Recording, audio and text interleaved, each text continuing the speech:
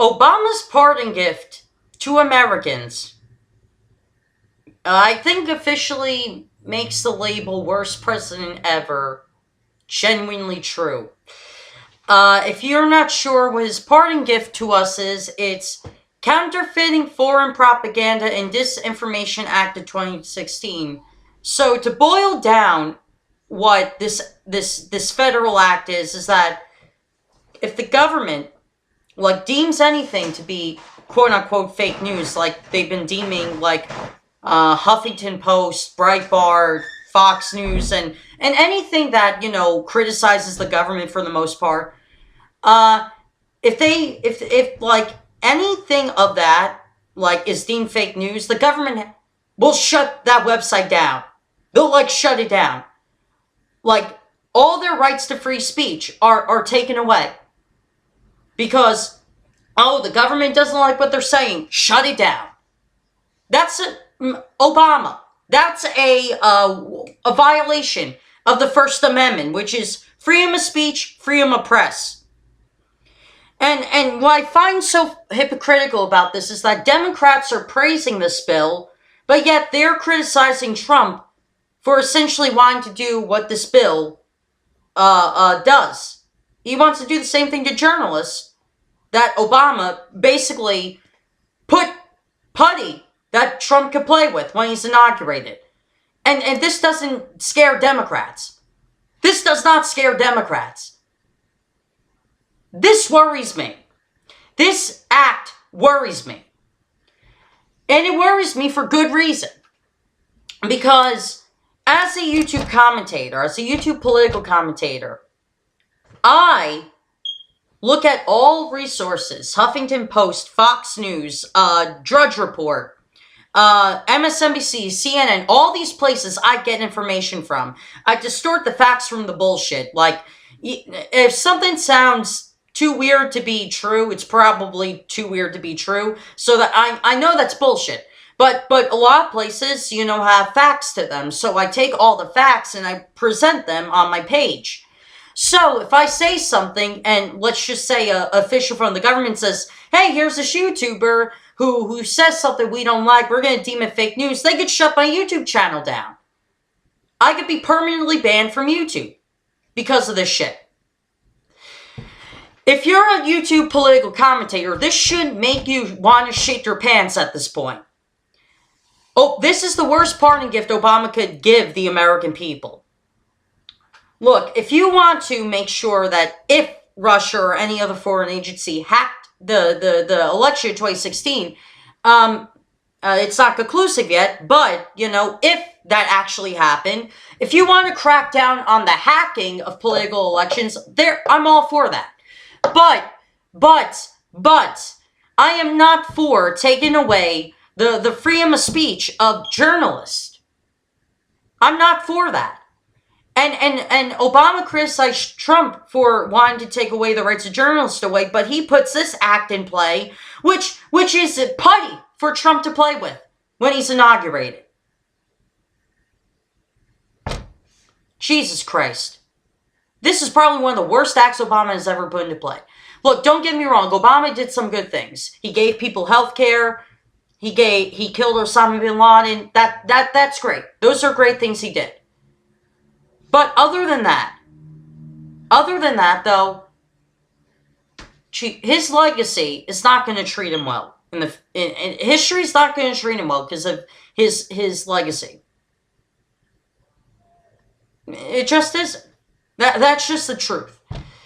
And I voted for Obama in 2012. I don't know why I did. I really don't know why I did. Because I fell for the yes we can stuff. But 4 years later, what promises did he keep? Very few. He kept very few promises. I'm let down by Obama. A lot of young millennials are let down by Obama. This is why we left the Democratic Party and became libertarians or Republicans or Greenpeace Party members. Because Obama let us down. He didn't stand by a lot of his ground. And that's obvious by this act. He got bullied by neoliberals. Say, hey, you know what? It's bad when Trump wants to take away the rights of reporters, but it's good when we do it. No, it's just as evil. It's just as... It's a violation of freedom of speech. Wow. And somebody commented, because I love this comment on the Humanist Report. Somebody says, Michael DePrima, if you're an awakened black person, I'm not, I'm white, but anyway, you find this statement highly offensive, being that how many presidents did this nation have during slavery? Plenty of presidents. Lincoln, prior before that, and I think Lincoln was president during slavery, or during the end of slavery, let's be honest. But who presided over the Great Depression? FDR. Who was president when Hoover labeled MLK a terrorist? Kennedy. Well, Kennedy for a short time, then LBJ came in as acting president. He didn't call himself president until he actually won the election in 1964, which is interesting because LBJ was one of the better presidents we ever had. But he didn't want to call himself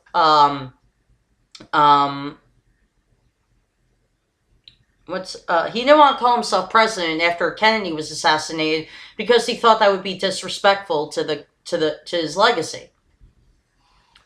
Who was president when drugs were sent into the ghettos and all over the nation by the CIA? Why? What? That's a dumb question. So you're assuming under the presidency of Carter and the presidencies of Carter and Reagan, that the CIA purposely went to ghettos and planted drugs so they could arrest black people. That's dumb. That's really idiotic. No, the CIA did not plant drugs in ghettos. People, regardless of race, bring drugs into their own communities. That's just objective fact. The CIA does not plant drugs in ghettos or poor neighborhoods so they can arrest people. That's just stupid. Who started the war on drugs to eliminate drugs? Who started the war on drugs just to eliminate voting opposition? First of all, the war on drugs was necessary when it started, because there was a major drug epidemic. And look, the Reagans didn't give a shit about the AIDS crisis. That's true, until their friend Rock Hudson died from AIDS. But after Rock Hudson died from AIDS, which was in the early 80s, Nancy Reagan decided to start the war on drugs.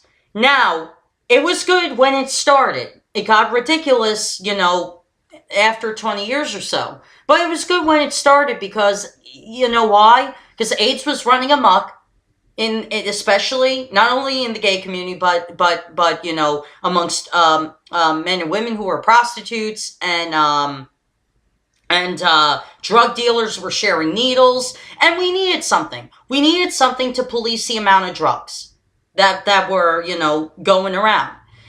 So the war on drugs, when it started, was necessary. And because of Nancy Reagan starting that, she didn't have to do the war on drugs. She didn't have to do that. But she wanted to. You know why? To raise awareness to little children who were born in the early or late 70s, that were 10 or maybe 5 years old in the 80s, to know that what these drugs can do to your body. Because a lot of parents don't want... There's two conversations that parents don't want to have with their children. It's the birds and the bees conversation. That you normally find out from your friends. But it's birds and the bees conversation. and drugs. Those are two uncomfortable topics to talk to your children about, especially if you're a parent who experimented with drugs and suffered some of the side effects from them. So you know what? The war on drugs was necessary when it started. It's not necessary anymore because we have enough information out there what heroin, crack, cocaine, and all that shit does to you. Prior to the war on drugs, we never had any information on that. We never had any information on that prior to the war on drugs. But, you know, the war on drugs had its time. You know, now it's time to end it. But it wasn't started to eliminate voting opposition. That makes no sense. It was started to raise awareness to children what the effects of these harmful drugs do to your body. And I think, you know what, say what you want about Nancy Reagan or Ronald Reagan, but they weren't inherently bad people. They weren't racist. They weren't bigots. They were genuinely good people. They were good-hearted people. Just look at the amount of people from the gay community who were friends with them, from the black community who were friends with them, from the Latino community, from and all these quote unquote oppressed minorities and groups that were friends with them. They were genuinely friends with them, and they still talk about, you know, what good people they were. And I get it. You know what? Democrats want to paint Ronald Reagan as the worst president ever. Trickle-down economics gives his legacy a bad rep. But he wasn't the worst president ever. He really wasn't. If you look at truly what he did, you know, wasn't the worst president ever. He really wasn't. Bush was bad. Obama's a little worse than him. Obama did some good things. Better than Bush. He's better than Bush. He really is. He's definitely better than. He's probably going to be better than Trump. But you know, history is gonna label him the worst president ever. It really is. But I'm not going to rethink that. I'm not taking back my statement there. I'm really not. I'm being objectively true. I'm being objectively true. That's how history is going to view Obama as the worst president the United States has ever had in the early part of the 21st century. They really are going to, it's really going to regard him as that. It really is. I wish history, I really wish history would have had a different view on Obama, but it won't. And I'll tell you why it won't. Look, I criticize Michael Moore often for being somebody who should be in a straitjacket, but somewhere in mid-2016, he was at a Cannes Film Festival in Canada.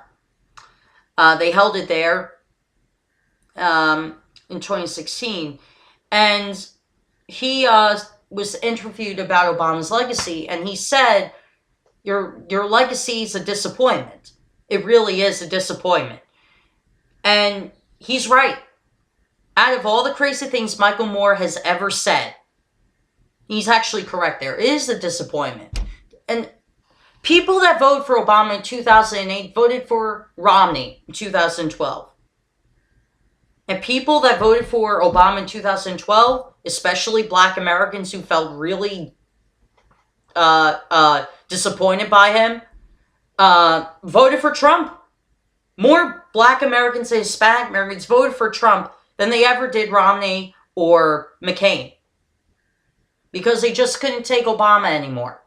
They felt down. They felt disappointed by him. They felt like Obama let them down. And a lot of millennials feel the same way.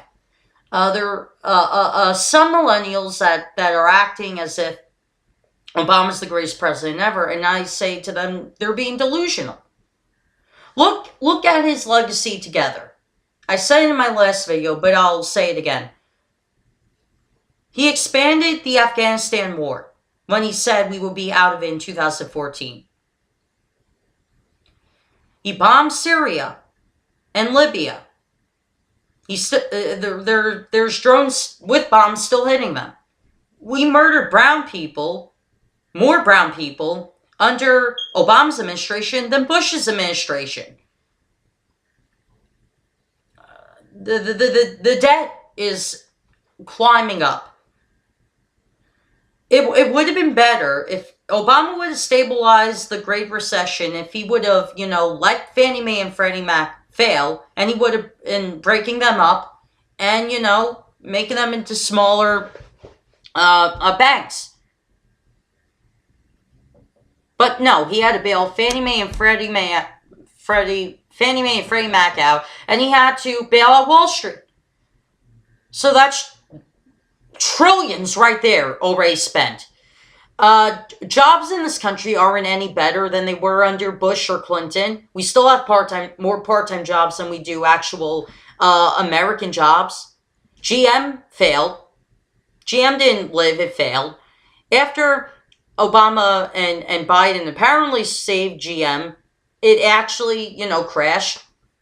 GM's factories now are in, I think, Japan or China. Obama did do nothing for Chicago, and I mentioned that in my last video, even though he promised them in 2008 he would, do something with the governor or mayor of Illinois or Chicago, one of them, that he would do something about the crime rate. Did jack shit about it.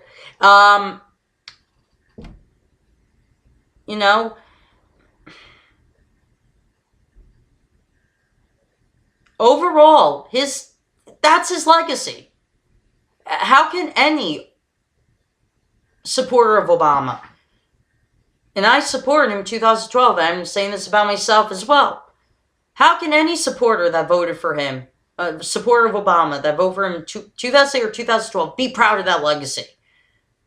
How can anybody be proud of that legacy? If anything, you would be embarrassed of that legacy. I know I am. He could have done so much better. But no. He didn't. He just didn't. He just didn't do what he promised people. And people aren't shocked at that. Because Obama's a politician, like every other politician. You know how politicians get elected?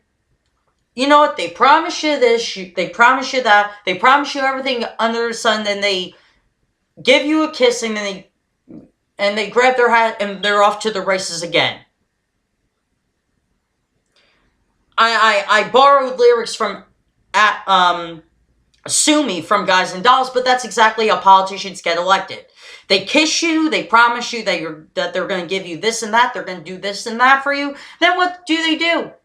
Oh, here's what they do. They turn around and work for their corporate interest. And they leave you in the dust. I wouldn't be surprised if Trump does that to his supporters. Probably will. Probably will. I hope not, but he probably will do that. But yeah, that's how politicians get elected. They dupe the American voter. And this is why I'm a libertarian now. Because, say what you want about libertarians, but libertarians stick to their guns.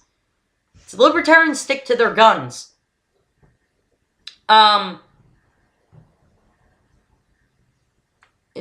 Gary Johnson was a libertarian who ran under the Republican ticket. He was governor of New Mexico twice. He done a lot of good for that state.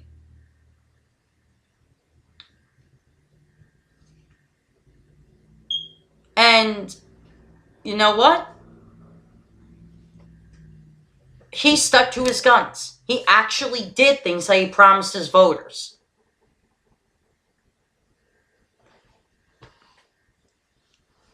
And even Greenpeace Party people, I don't agree with a lot of them, because a lot of them, they use a lot of these propaganda techniques to get people to vote for them, which libertarians, on the other hand, they don't. Even if a libertarian does use propaganda, I normally denounce that propaganda because I think using propaganda to get people to vote for you is ridiculous.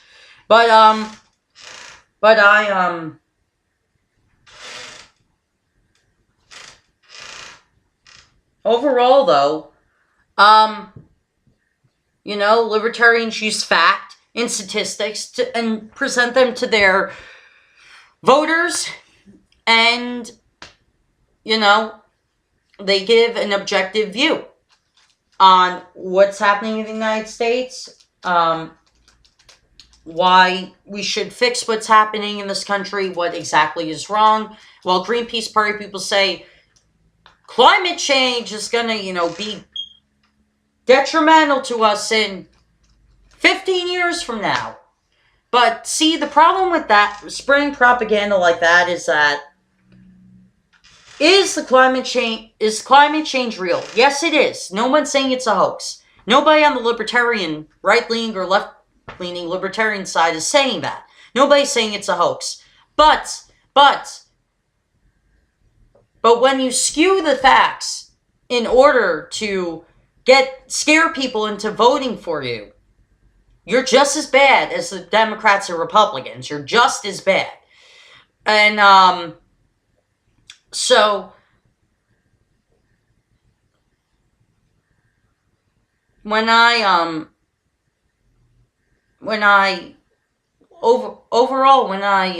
see facts about global warming, I'll normally listen to NASA or Neil deGrasse Tyson or anybody that's an actual scientist. But, the amount of Wi-Fi emissions that we put in our atmosphere is much worse than cow farts, really. It really is. Because Wi-Fi emissions hit the atmosphere faster than cow farts do.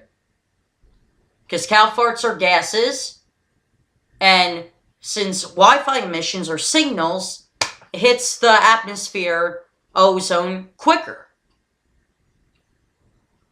So tell me again, what exactly is causing climate change? Because I don't think it's always gas emissions or cow farts.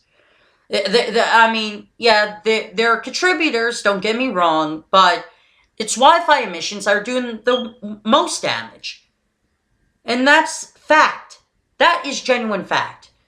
NASA's been saying that, like, people should limit their Wi-Fi use because, Wi-Fi emissions are much worse than anything on the environment. But can people put down their cell phones? No, because we're so addicted to them. Can people shut off their computers? No, because people are addicted to their computers. So we're doing more harm to our environment by using Wi-Fi than anything. But once again, we also have to understand, though, that the Earth has a natural process of heating up and cooling down. Every planet has that heating and cooling period. And it's not odd for Earth to go through its warming up phase and its cooling down phase and its warming up phase. It's not odd for that to happen. So, am I a climate change denier? No, of course I'm not. And I think if anybody says climate change is a hoax, I think you're an idiot. I really do. I really think you're an idiot because the science has said there is climate change. It's real. But we have to, look at the facts. How much of it is actual man-made, a problem, and how much of it is, natural? Because there is a natural process to it as well. But even Stephen Hawking says, you know what? We got to do what we can to slow down the amount of damage, but it's dangerous to stop, the planet from warming up or cooling down. It really is. It really is dangerous to do that. And he has a great explanation why. And his explanation is that if we do that, then we're going to screw up the seasons. And we're already doing that. We're already screwing up the seasons. It's not because of what we're putting in the air. It's about how much we're trying to control the natural process of the Earth. And the more we do it, the more we're going to do damage to our own atmosphere. Because the more, quote-unquote, energy-saving things that we put in the atmosphere, the more we're doing damage to it. So, Anyway, hope you guys enjoyed the video, and one final thing.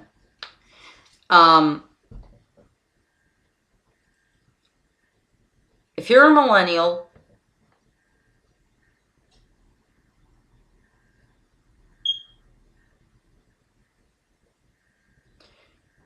and you honestly think Obama was the greatest president we ever had in a long time, in the comments below, besides killing Osama bin Laden, starting Obamacare, tell me what about his legacy is actually good. Think about it. Don't be a keyboard warrior and just type a random thing in the comment section. Really think about it. Be objective. Really think about his legacy. Tell me what's good about it. Seriously, tell me what's good about it. Because I'm not seeing anything good about it. See you guys.